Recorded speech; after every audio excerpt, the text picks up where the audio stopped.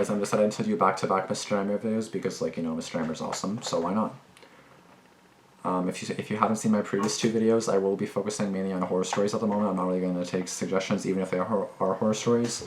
I'm just going to focus on the channels that I do like really want to watch, like Mr. Nightmare, Wayne's Entertainment, Dark and Twisted if they upload anything, or sorry, Dreamations TV, I forgot.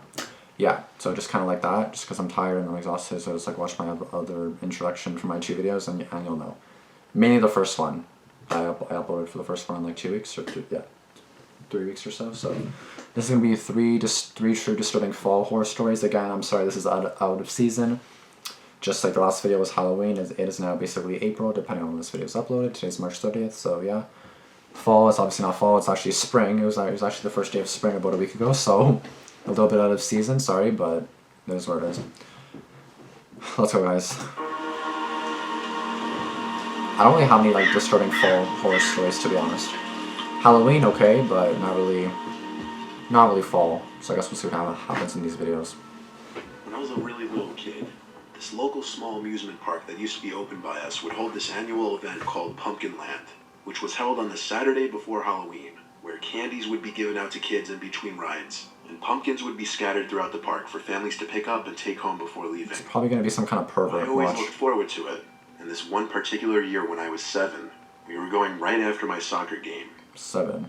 The park also rewarded kids for coming in costumes, so I was going in my cliche Scream costume. Anyway, my parents took my 2 siblings and I, and when we got there, my brothers begged to go on the haunted house ride first, and then the roller coasters. Basically, they wanted to do the most thrilling rides first. Anyway, my mom and 2 brothers got in one of the cars for the haunted house ride. Since they only seated 4, my dad stayed with me on the line so we could ride together. And I think as I started to get cold feet, I felt like I needed to use the bathroom. So we got off the line, and my dad led us to the bathroom. He went too, but I finished first, so I waited outside the bathroom. I waited for a while. I was kind of confused. Eventually I went back to the bathroom, and my dad wasn't in there. That's when I started to panic. I was alone in a huge crowd of people. And at 7 years old, I was actually scared of being lost. Eventually, a man came up to me and asked where my parents were. I told him I couldn't find my dad, and I asked him for help. He took my hand and said, "We're gonna go find them." I remember him leading me with a tight grip of my hand, and suddenly he pulled out his archaic Nokia brick cell phone and started talking to someone on the other end. The only major thing I remember him saying was, "Someone with him right now," as he looked down at me and smiled. Then he said, "Okay," and hung up. No. He looked at me again and said that was my dad, and that he was waiting by the parking lot. He continued to lead me, but that even is at so 7 fucking years old, I wasn't an idiot. I was wise to the fact that my dad did not have a cell phone, and that this stranger probably didn't know my dad. There you go. How Good. would he Smart even know 7-year-old. who I was if I was under a Scream mask? Smart. As we were approaching the front Smart gate of the 7-year-old. park, I like it. spotted a female employee and started saying "excuse me" over and over until I got her attention. Then I said, "I don't know him, please help." The man defended himself, saying he knew my dad and was trying to get me to him.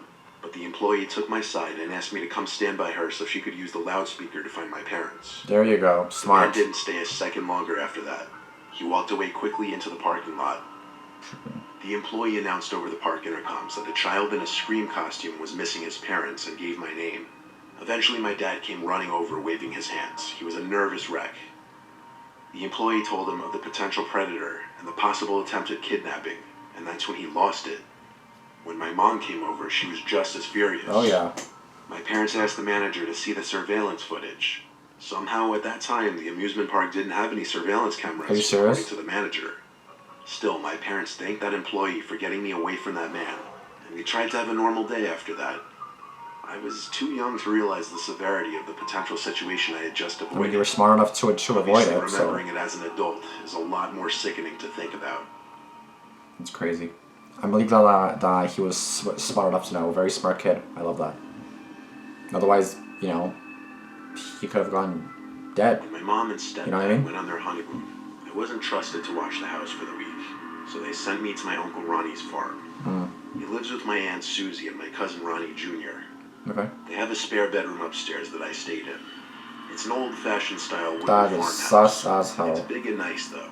That is The sus. spare bedroom overlooked the crops, and the Especially numerous at nighttime. scarecrows my It's uncle always had sus at scattered through the nighttime. crops. This was in mid-October a few years ago, and my uncle was mid-harvesting his corn at this time of the month. Okay. He asked for my and Junior's help. Weirdly, it wasn't tedious work, like I kind of enjoyed doing it. He wasn't using his combine. Instead, we were just hand-picking a bunch of corn. I had this little rolling basket-like thing that I was supposed to fill up. I admired the 3 scarecrows he had. They looked like he put a lot of work into them. They had sweatpants on and varying flannels, along with straw hats over their heads. When we were done picking the corn, I asked Uncle Ronnie how long it took to make those. He said a few hours at most, and he said they really do the trick keeping the crows away for the most part. That night after dinner, I played video games and smoked weed with Junior for a little bit. Then I just went to the guest room to do whatever on my laptop. Next thing I knew, a rock or something hit the window. It scared me for sure, as there's no way that wasn't intentional. I didn't want to go look out the window to check though. I just closed my laptop screen so there would be total darkness in the room. I crossed my fingers it wouldn't happen again. But when a second rock hit the window, my heart felt like it dropped out of an airplane. The room was still that music does not help. dark, I love it, but it's so I gave it a minute before getting up to peek out the window. There was a full moon out, and one of the outside lights was on. Of course. Lighting up a decent amount of the crops and one of the scarecrows. I continued to look around, but when I saw something moving in the corner of my eye, I looked back at the scarecrow to see one of its arms waving at me. Oh, hell no. Surely I was hallucinating. The waving stopped, and the arm moved back down to its side. I shut the blind and wanted to throw Either the scarecrow is I ran a to person, Junior's room and opened the door. or someone's moving the At this hand. point in the night, he was already asleep. I closed his door and checked downstairs for my aunt and uncle. But all the lights were off downstairs, so I checked their bedroom, and they too were both asleep. I went Fuck. back to my room and lifted the blind just enough to peek out there. The light outside was now off, but with the bright moonlight, I was able to see the scarecrow was still hung up on the stick. I looked out that window for over a minute, waiting for it to move again.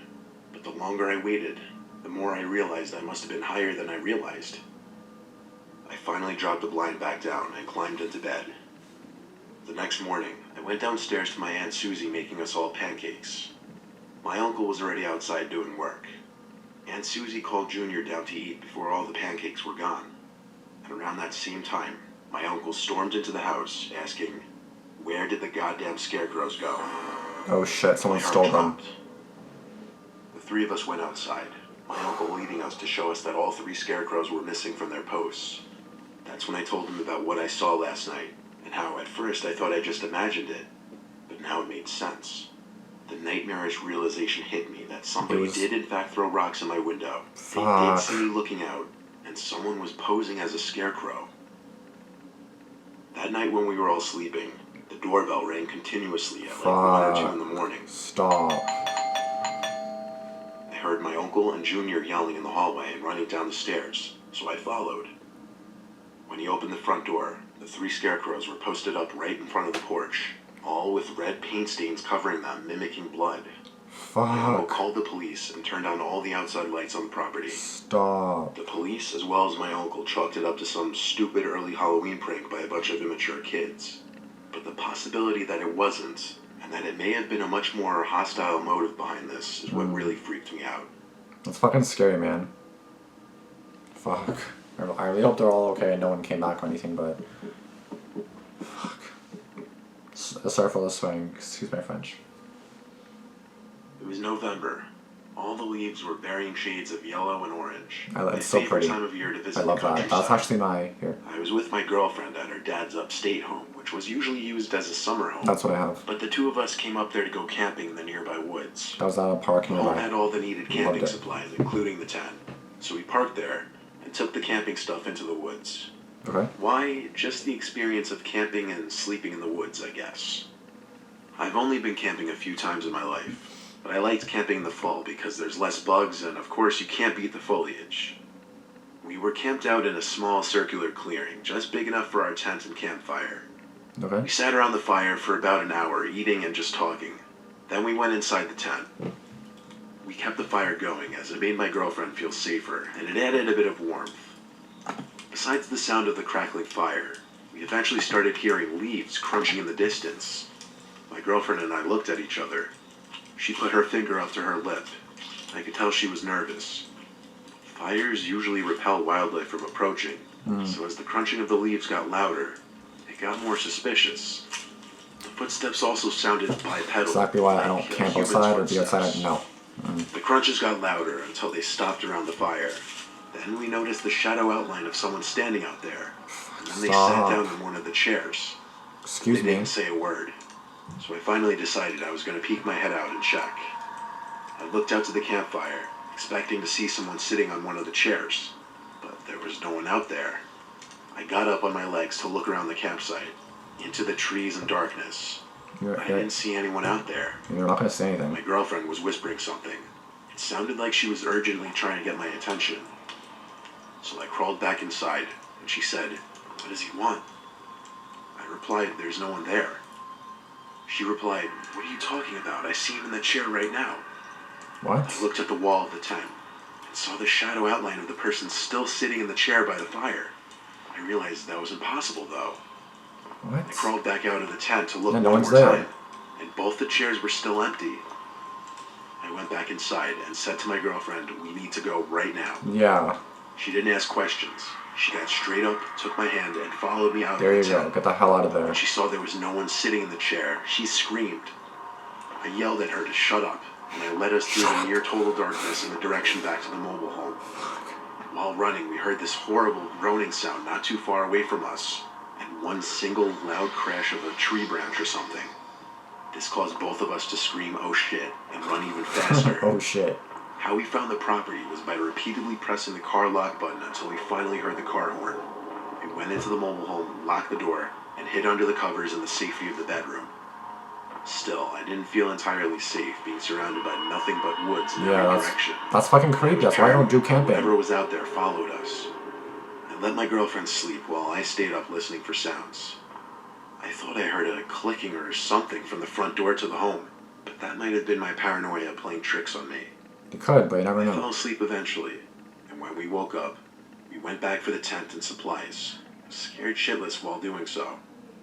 Nothing was moved except for the one chair we thought we saw the shadow sitting in. It was knocked over. We hurried back to the car, drove home, and that was our last camping adventure. Yeah, I bet. Yeah, because my sister and her boyfriend love camping, and I'm like, how the hell do you love camping? Like, do you not listen to these horror stories? Like, look up camping horror story on YouTube, you'll see hundreds at least. Hundreds, if not thousands of stories. Like, come on now, like, how do you like camping? Like, I get it's probably peaceful and shit, but, like, it depends where you are, too. Like, woods, forests, like, that's so creepy. Like, how the hell do you like that? Why do you like that? Like, let's say it's a cabin or something. That's a bit more safe, I guess. You're in a building. It's still in the middle of the fucking forest, but I feel a little bit more safer, but at the same time, it's just kind of like, no.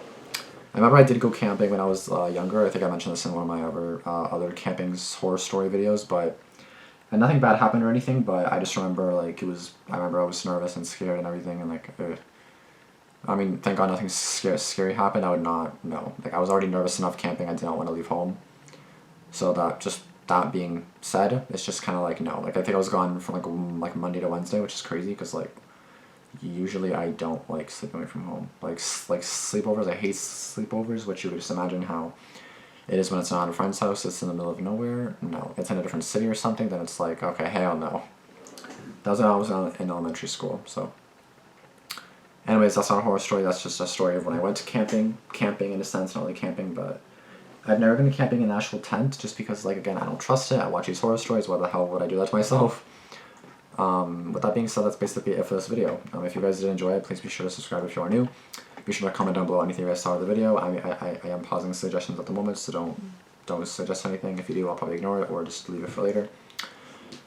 But that's going to be it. Thank you guys for watching, and I'll see you guys in the next one. Peace out.